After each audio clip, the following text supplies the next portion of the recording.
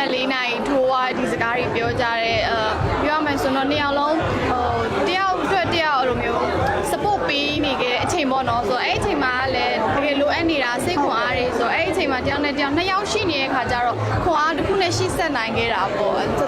ချက်သားအာလူဆိုကအရန်ကြိုက်တယ်လေအာလူခောက်ဆွဲလေခောက်ဆွဲလည်းချက်ကျွေးဘဲဦးကိုရန်ကြိုက်တာဘဲဦးအမချက်တာလေဘူးနဲ့မှမတူသီလားအရန်စားလို့ကောင်းတယ်ပြောရန်လိမ့်မှာဟုတ်တယ်ကျင်းလို့ပါအရန်လိမ့်မှာအမကြည့်ရသလောက်တော့ပါတယ်တော်လဲတော်တယ် ambitious လို့ဖြစ်တယ်နောက်တော့အများနဲ့လည်းများသောအားဖြင့်ကသူကစဉ်းစားဆင်ခြင်ပြီးတော့မှများသောအားဖြင့်လောက်တာလည်းများပါတယ်ခိုင်ကြလို့ရှိရင်လည်းလူဆိုတော့အမားတော့ရှိတာပါဒါပေမဲ့လည်းမမားတဲ့လူမှမရှိဘူးသူအမြဲတမ်းအမားသိရသလောက်တော့တော့ဒီချာစဉ်းစားတယ်ဒီများအတွက်လည်းစဉ်းစားပြီးတယ်အမားနဲ့စားသိတယ်သူကိုယ့်ဘက်ပဲမကြည့်ဘူးဒီများဘက်လည်းအမြဲတမ်းကြည့်ပြီးစဉ်းစားပြီးတဲ့ကလေးဖြစ်လို့အမားတော့ကို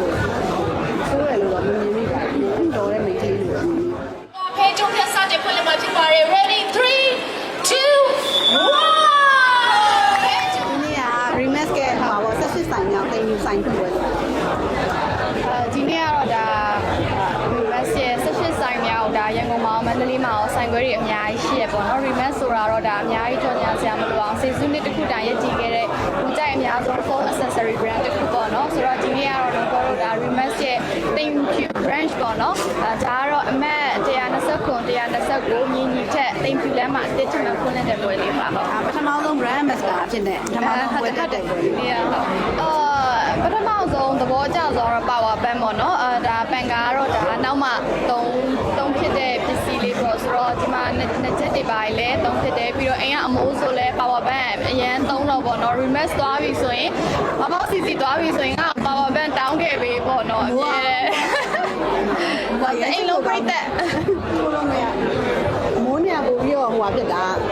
ဟိုဟာမိုးနေကိုပို့ချစ်တာမိုးနေတငယ်ချင်းမဲ့လုံးဝမိုးနေမိုးတခုပေါ့အောင်ရတဲ့ဟုတ်တယ်မိုးကလည်းဒါအစ်ကိုကောင်းတယ်အရင်လည်းယူတော့ဟုတ်တယ်နဲ့ဆိုရင်လည်းပြောပြတယ်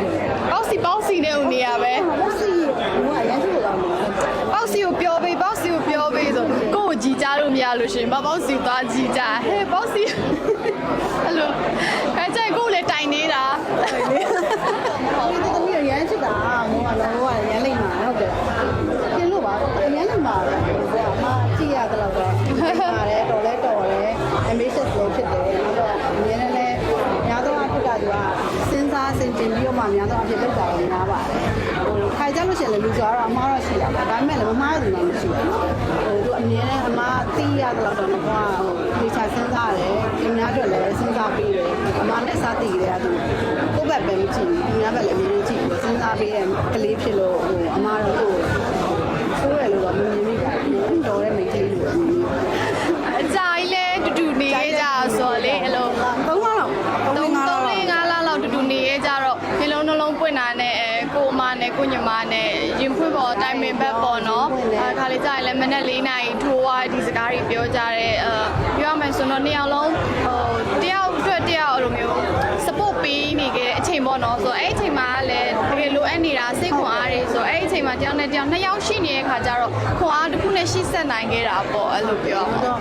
လူတယောက်ကကိုဘယ်လိုပြောလဲကိုပျော်နေတဲ့အချိန်ထဲကိုစိတ်ညစ်နေတဲ့အချိန်မှာဘေးနားမှာရှိပေးမဲ့ပေါ့ပို့ပြီးတော့အရေးကြီးတယ်အဲ့ပေါ်လည်းပို့ပြီးတော့တန်ဖိုးရှိတယ်လို့မှထင်တယ်နော်အဲ့အကြောင်းမျိုးတခြားသူတွေထဲအမတကယ်ဟိုစိတ်တက်ကြနေတဲ့အချိန်ကိုရမ်းစိတ်ညစ်နေတဲ့အချိန်မှာဘာဖြစ်ကိုညီမလေးဖြစ်နေရှိပေးတယ်သူလည်းကိုပြောသမျှသူလည်းနားထောင်ပေးတယ်အဲ့လိုပေါ့တင်းနဲ့စိတ်ခွန်အားပေးဖြစ်တဲ့အတွက်ကြောင့်လို့အမတော့ဒီကိုညီမအရင်လို့တကယ်ကိုဒါကိုအဲ့လိုဖီးလို့ပါချစ်လို့ချစ်တယ်ကိုညီမလေး generation ကွာလို့ဆိုပြီးလို့ကိုညီမလေးအဲ့လိုခီးထွက်သွားကြတာပေါ့နေရအောင်ပြီးတော့ကြာဟုတ်တယ်အဲ့လိုကြာရဲ့အဝေးမှာပေါ့အဲ့လေနာနဲ့ကင်းမဲ့ဆိုအဲ့လိုမျိုးဒီနေ့ကလည်းမရဘူးလေမရတော့နှစ်ယောက်ကမနှက်ဆိုရှင်တာအမဆိုလို့ရှင်နှစ်ယောက်ဆိုအစိုးရနူးကြတယ်နော်အဲ့တော့6နာရီလောက်ဆိုရင်နူးနေပြီညဆိုလို့ရှိရင်ည